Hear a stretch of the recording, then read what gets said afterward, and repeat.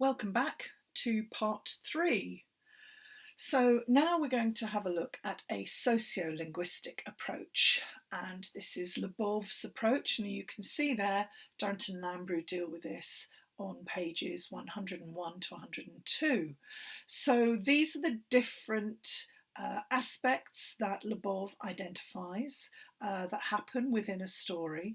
So we have an abstract, evaluation, orientation, complication, summary, climax, and resolution. And as it says, this is marked by changes in pace. So, as I say, if you go and have a look at Darnton and Lambrou, they go through this in quite considerable detail. But Lebov's sociolinguistic approach is not uncommon, and you may find that it's actually quite useful to at least have a look at it to find out exactly what happens and how this gets to work. So that abstract is essentially signalling what is the story about. So this may well be the title, and then the orientation. The abstract may well also have the evaluation in it, but the orientation is the who, what, why, where, when. So that's what you'll find in particularly in news stories. The abstract and the evaluation and orientation will often be your headline and opening paragraph or opening sentence, quite often called the lead, and written in the archaic form of LEDE. And then, of course, you'll get some sort of complicating action. So this is essentially what gets our character out of their house, for example. So if we were looking at the story of Little Red Riding Hood, what is it? What's the complication? So we have with the story of Little Red Riding Hood, once upon a time, there lived a girl called Little Red Riding Hood who lived in the forest with her mother. And then so that's our orientation. Who, what, where. We don't get a when because it's a fairy tale, so that when is always just fairy tale time. But then the complication is grandma is ill. That's what gets Little Red Riding Hood out of the house, because her mother, of course, sends her off with a basket full of food for grandma. So that's our complicating action. And sometimes that evaluation is actually the so what. Well, what does this do? And as I say, in news stories, that evaluation is sometimes in the headline.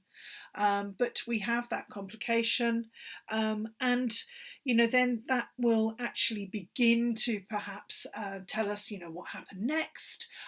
We sometimes get a summary even then. So Little Red Riding Hood had to go off to Grandma's house. The climax, of course, is comes some way along. So, along the way, of course, we get Little Red Riding Hood meeting the wolf. And the climax, of course, is Little Red Riding Hood reaching Grandma's house and dealing with the wolf and, the local woodcutter, the axeman, getting involved and so on.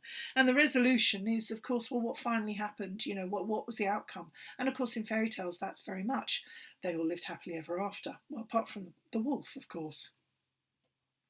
So we can actually look at this structuring of experience. That's what narrative is. And it's something that is, as we've seen sort of over the last couple of weeks, this notion of narrative is actually how the human brain is structured. It's part of our brain architecture. As I mentioned last week with this idea of genre, we already sort of come, if you like, sort of preloaded with some very basic software in our brains that allows for narrative and schema to sort of embed and then develop. So we can take a traditional literary approach, and we can look at somebody like Lyotard, who looks particularly at meta-narratives.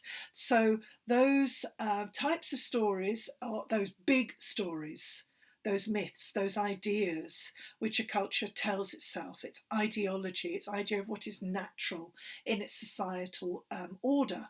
So that will be things like that children grow up into adults, they find a life partner of the opposite sex, they have children, they live happily ever after. That's been part of the societal meta-narrative that we've had in sort of Western culture, or culture sort of all over the globe, for a considerable amount of time. That very much this heteronormative paradigm, this heteronormative meta-narrative, of sort of getting married and settling down and so on and so forth, and it being absolutely, as I say, a heterosexual story. Now, of course, culture changes, society changes, and its idea of what is natural, what we see now as what is natural, is considerably different to what was viewed as natural and the norm in the past. Even things like, it was considered a natural belief that the sun revolved around the earth. That was part of the culture's ideology in the past. That was the story that was told, and anybody that went against that, they were seen as heretics. And I was going to say, and the idea, of course, that the earth is flat. That was also part of the sort of the cultural narrative. But in actual fact, that's something that increasingly we are realising that scores of scholars all around the globe, of course, the globe, had already worked out that the earth was not flat long before it sort of ceased to be sort of a common paradigm and a common meta-narrative. So that's the other thing, is that we have had narratives, myths and ideas in a culture that are perhaps more related to faith or more related to science. And it depends, which of those has the sort of the upper hand, if you like, who gets to be the dominant, the master in a particular culture. Is it a faith dominance, or is it a scientific dominance? And that's something that we continue to see sort of battled out, across the globe, even today. So we can see here, Jesus and Darwin were fighting again. So this notion that, of course, the late 19th century and the early 20th century was absolutely grounded in this notion of changing the cultural meta-narrative that humans were descended from, and of course we're not descended from apes. We have a common ancestor with great apes, gorillas, and so on. So we are cousins, and our common ancestor was not an ape. It was perhaps ape-like, but so we also have to think really carefully about the type of language that we use, and being extremely accurate where we can be. But this of course caused an awful lot of problems when Darwin sort of pointed out this whole notion of change, and how it's only those particular organisms that change are the ones that can adapt, are those that survive, and that perhaps runs counter.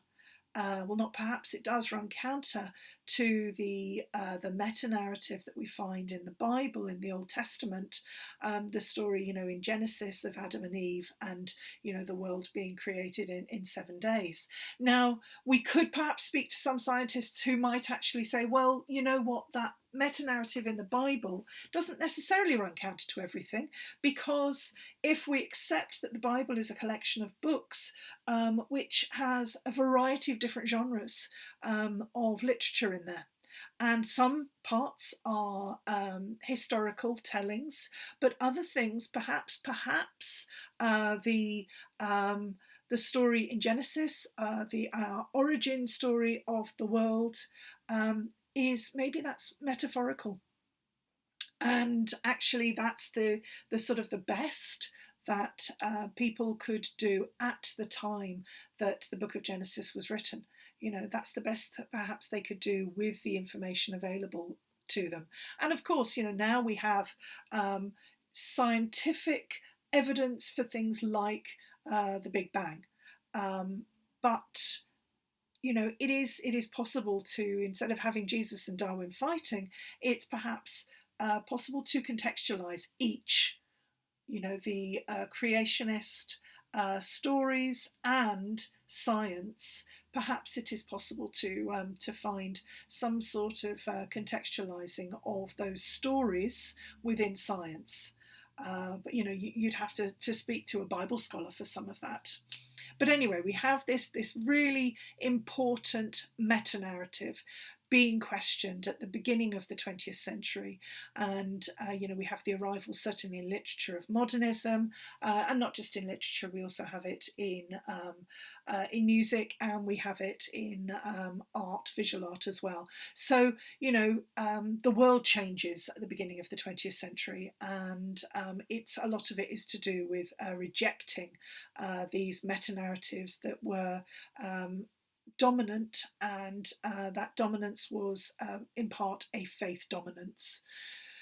So what about getting back to this notion of telling stories?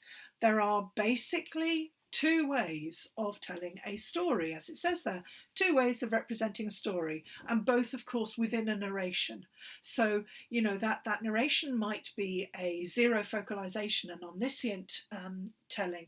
It might be a first person telling, so, an internal focalization. It might be an external focalization, so, a third person story. But when we actually get to the way that person, if it's, say, an internal focalization, so first person point of view, the way that they tell that story can still be divided up. We can still look at it, there are two ways of telling a story. So we can do telling the action, which is diegesis, and the way to remember that this is, or it can also be pronounced as diegesis, the way to remember that that's the telling of the action is because it's a bit like a dialogue, and that's telling. I mean, admittedly, that's between two people, but we've got the echoes of that word of dialogue going on. And then versus doing the action, mimesis or mimesis, and we have the word mime in there, and we know that a mime is where you act out the action without using any words. So that's the easy way to remember that mimesis is showing, whereas diegesis is telling.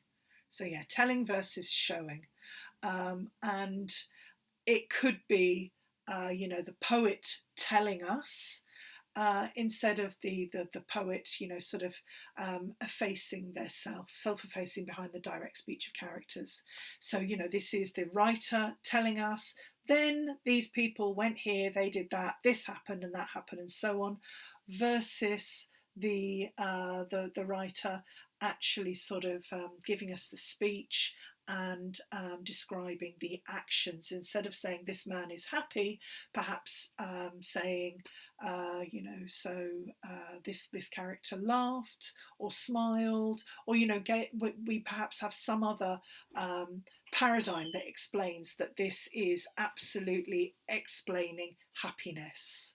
And it's something that then, as a reader, we have to do a bit of the work to work that out. But a lot of the time, mimesis is far more exciting to read, but diegesis, telling, is quite often used regularly just as text exposition to sort of explain, right, this is where we are, this is what's happened so far, and this is what's going to happen next. Okay, so we can go back to our short story, The Bath, by Raymond Carver. So this is considerably further on in the story. So the doctor came in, he shook hands with the man, the woman got up from the chair. Anne, the doctor said, and nodded. The doctor said, let's see how he's doing. He moved to the bed and touched the boy's wrist. He peeled back an eyelid and then the other. He turned back the covers and listened to the heart. He pressed his fingers here and there on the body. He went to the end of the bed and studied the chart. He noted the time, scribbled on the chart, and then he considered the mother and the father. The doctor was a handsome man. His skin was moist and it ends there. Do go and read the rest of this story. It's really interesting. This bit, and essentially, we've got one main paragraph there. We've got sort of a small introduction, and then sort of leading off the last paragraph, the last line there, giving us a description of the doctor. And I don't know about you, but although it says that he was a handsome man, then his skin was moist. That doesn't speak to me as being handsome. That makes me think that he's oily and slightly creepy. But that of course is there on purpose. That's Raymond Carver choosing to put that in and undercutting our notions of this is a handsome man, yet he is slightly oily. We get a very good description there. But what we've got in this section is very much mimesis. We are being shown. We are not being told that this boy is extremely ill. We are instead being shown by the explanation here, the description here of exactly what the doctor did. So yes, we've got the doctor coming in, shaking hands with the man, the woman, the mother of course, getting up from the chair, and the woman being addressed by her first name. So finally, we get her first name, Anne, the doctor said. And of course, if he's using her first name, then that tells us that there is a sort of a degree of intimacy, of knowledge, that, they know one another. And it could be that the child has been at hospital for a long time, or it could be that, this is the regular doctor of this child, the doctor's paediatrician or the doctor's GP. We've got all of that going on just by using the woman's first name. So the doctor said, let's see how he's doing. So, yes, that announces what's going to happen next. And then, of course, we've got that description of this examination. And we don't know necessarily what the outcome is, but we can perhaps begin to work it out. The doctor noted the time, scribbled on the chart, and then he considered the mother and the father. So he's done an examination. So this, if he's considering the mother and the father, it means that the doctor is privy to some information about the boy's condition. And the parents don't know at this point. And the fact that he's considering them and the child is unconscious, because, we've got peeled back an eyelid and then the other, so the child's eyes are closed. This suggests that, bad news is coming. So, as I say, this is very much an example of showing. Instead of saying, the doctor came in and the doctor gave the parents bad news. The doctor said the boy was going to die, and you'll have to read the rest of the story to find out if what I'm saying is true. But, that could have been summed up in a couple of sentences, but instead we get this mimetic telling, that actually gives us a picture in our minds. We have a story world being created. We know that we are with the parents because it says the doctor came in, which means that we as the audience are in this room already. We haven't got the doctor goes in or the doctor went in, so it's not the doctor's point of view. The doctor came in, he came to us. Rather than the doctor went into the parents. So, even just the use of that word came tells us that we are with the parents, we are within the room observing, and the doctor has joined us.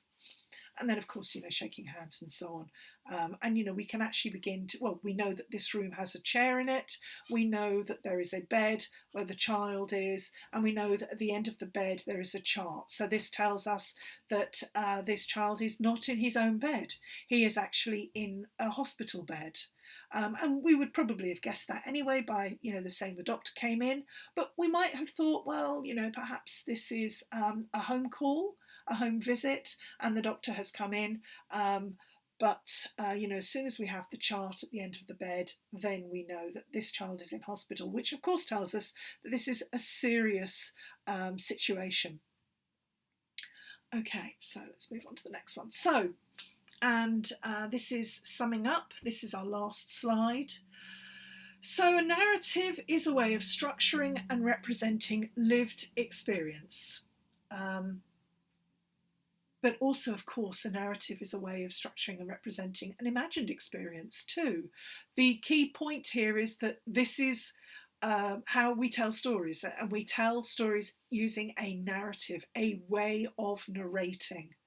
And just as we can only describe an experience through the language we have available to us, so we make use of existing narrative patterns to structure and make use of experience. So we don't have to completely, recreate an entirely new method of telling a story. We fall back on existing narrative patterns. Once upon a time, and they all lived happily ever after, that sort of thing. We already have that in place. We know from a very, very early age, this is how a story works, and most young children's stories start with once upon a time and end with they all lived happily ever after, or, they woke up and discovered it was all a dream. And, that's not to say that just because young children use them, that they're necessarily the wrong way to end stories or indeed start stories. It's something that when we have a story or, film or TV that starts with once upon a time, we are generally then told, then that identifies for us that this is a sort of a fairy tale or a folk tale paradigm that we're about to, it's using that syntagm, that structure. So we can use linguistic concepts of language to describe narrative. It's a language in itself, a sign in itself. The way that a narrative has been put together tells us something. The way, as I said, if we have a fairy tale about to be told to us, it will start with once upon a time. And that is the sign to us that, oh, we're about to get a fairy tale, or something similar to a fairy tale, something that's using that structure.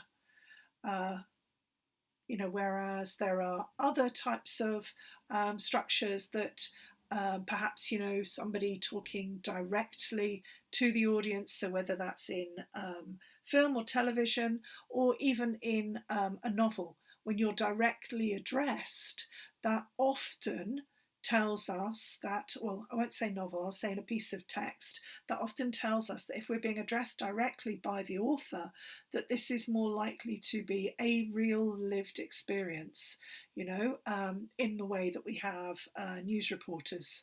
News reporters talk directly to the camera. They are talking directly to us, the audience. If we read a news story, we are being told in that news story, directly. There is no sort of narrative sort of couching in fiction. We haven't got that type of structure going on.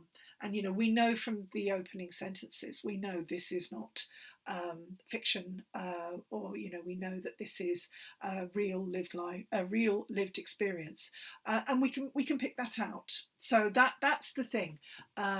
There are certain structures that we recognise, and that will straight off tell us exactly what type of narrative we're looking at. So don't forget to actually identify those things. If you're writing about a narrative, identify what type of narrative structure is being used, and that straight away tells you, is this real, is this fiction, whose point of view is being told here, and then how is this being structured, are we getting showing, are we getting telling, what does that do, and think through every single sort of step of the way.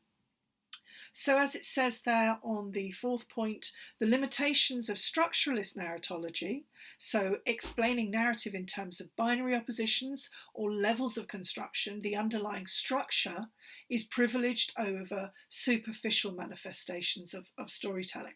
So, this is the Syntams, and this is, a structuralist narratology approach. So, actually looking, as it says, in terms of binary oppositions or levels of construction. So looking at the structure of things, of the structure of a narrative, that does have some limitations. It doesn't tell us everything, but those limitations can be counterbalanced by considerations of the ideological work being performed by the narrative. So, actually picking up on what the story is and how the story works, we can combine the Syntams, the actual structure of the thing. We can combine that with the paradigm of, what's the content here? What are the types of words being used? And actually by using both of those, we can begin to actually get a far better idea of what is going on in the story. So I'm going to leave it there. So do go and have a look at some of the extension readings as well as the Durrington Lambrou, but also don't forget the to watch, and there's also a to listen this week, all about stories. And I will see you in the seminars.